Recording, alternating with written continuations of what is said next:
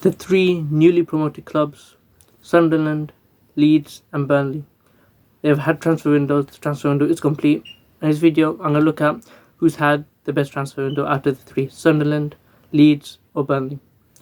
Before I start, could you like, comment, share, subscribe, and let me know who do you think has made the best signings and who do you think is going to stay up out of the three.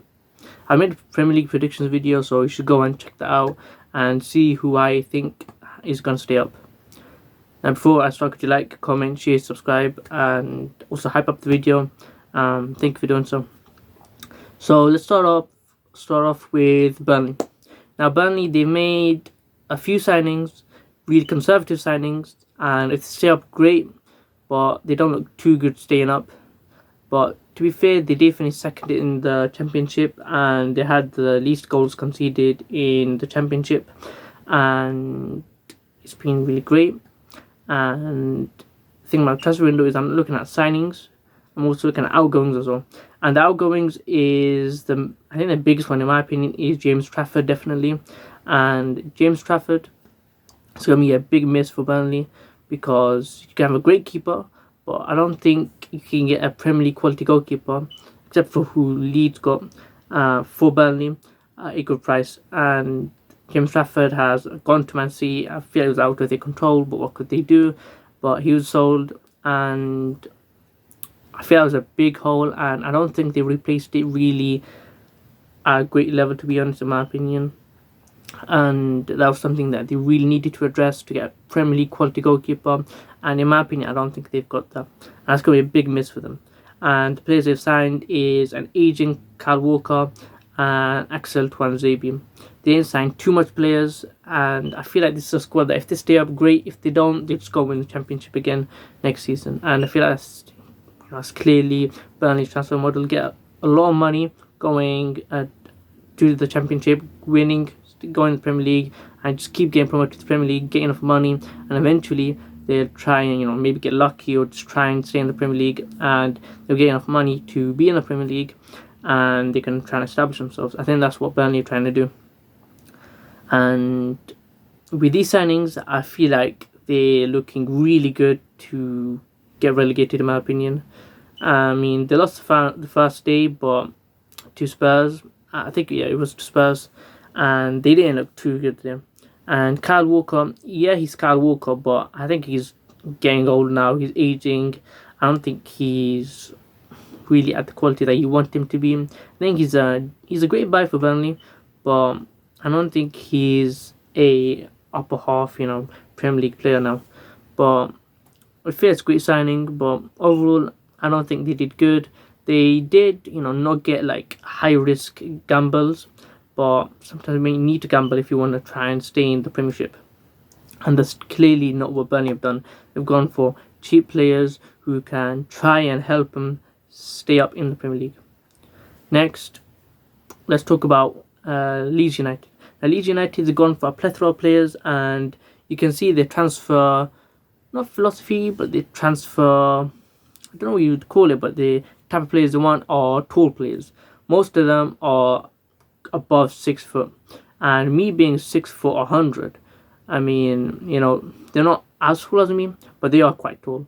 And Leeds United, I think they've gone for this on purpose, is because everyone else is trying to play out from the back and try the tiki-taka stuff. Leeds United, they want tall players who just head the ball out, and they might not be able to, be teams, with the type of play that they play, like the tiki-taka stuff, but they're being clever, and they're like, okay, we can't do that, but what we can do is get players who are more physical and can head it out and just play the long ball, and not just play the long ball, but just be more physical, and that will be our upper hand over other teams. And it's clear that they've done this. They've got taller players, and the most like marquee signing, I would say, is probably Perry from Lyon. Not Perry the Platypus, I think Leon Perry, but no, it's not Leon Perry. But basically Perry from Lyon, he's like 6'8", and he's massive, and he's a great goalkeeper. He's playing for Lyon, or at least in the squad, and he's gone to Leeds, and I feel it's a great signing. And they also got Noah Okafor from Leipzig, and he was a pretty decent player for Leipzig, so he must be an insane player for like a relegated fresh inside like Leeds. And I feel like it's been a great signing, and I feel like they have a great squad and they have a great chance of staying up.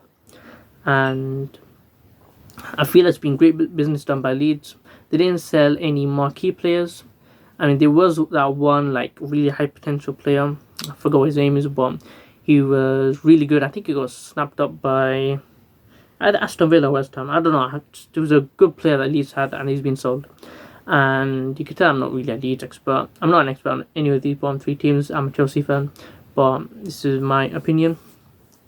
And next we've got Sunderland. Now Sunderland signings have been, in my opinion, really exceptional. They've gone for quality, they've gone for youth, experience, creativity, and the players they signed are pretty good. They've signed like the main, not reputation wise, but the main player is Habib Diarra, a great midfielder who's playing in Ligue 1 last season. They've signed Granit Xhaka, a great experienced player. They signed Talbi, he's a Belgian player, quite a great technical player, plays attacking midfielder. And they've signed a plethora of other players. And the players they signed are really, really good. They've all signed Brian Brobby, and they signed really great players. And I feel like they've definitely had the best transfer window out of the three. And they've gone for a mix of, young players and also old players. And they didn't gamble too much, but I think they gambled just right. And they got a great transfer window. They didn't sell anyone who was too important to them. And another player who was really, really great for them is Simon Adingra. He really fits into their system and the way that Sunderland wanted to play. And especially from the start they've had, Sunderland, I think they've got 6 points in the Premiership so far.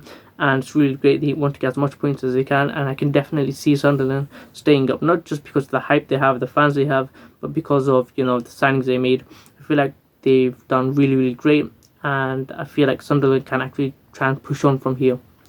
And they did sell Joe Bellingham, and I don't think it'd be too much of a miss, to be honest, because if you got Habib Diarra and Granit Xhaka, Joe Bellingham, he might be great, he might be like Jude Bellingham level in like 2 or 3 years, but right now, he's just starting, to play in the Bundesliga. He can't have been like world class already, and it's gonna be a miss, but not too much of a miss if you got Habib Diarra and Granit Xhaka in. And I feel like it's a great squad, great signing, great transfer window. And now let's rank all three newly promoted clubs' transfer windows. At third, we're going to go Burnley. I feel like it's not a great window. It's the window that stay up great. If they don't, whatever. We don't care. It's not too much of a gamble. That's the only positive thing you could say, probably. Yeah, to be honest, not a great window. I don't see them staying up.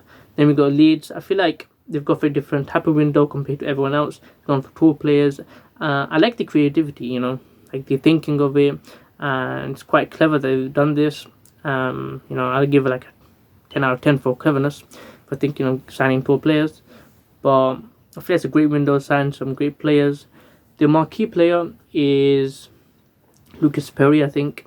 And yeah, he's a great player, but compared to Sunderland, I don't think the signings are as good. And at first, we're going to have Sunderland. I think they've had the best transfer window out of the three. And I feel like they're definitely going to stay up. With the signings they made, they've got a great balance, a great squad of young, old, creative players. And they didn't sign too much defenders. And they did let Joe Bellingham go. But I feel like they've plugged the gaps well. And I feel like they've done excellently here. And let me know down in the comments below. Any Sunderland, Leeds, Burnley fans, let me know. What do you think of my video? Do you think I made the signings in order? Like, which club do you think was the best of signings? Let me know. Could you like, comment, share, subscribe, and let me know.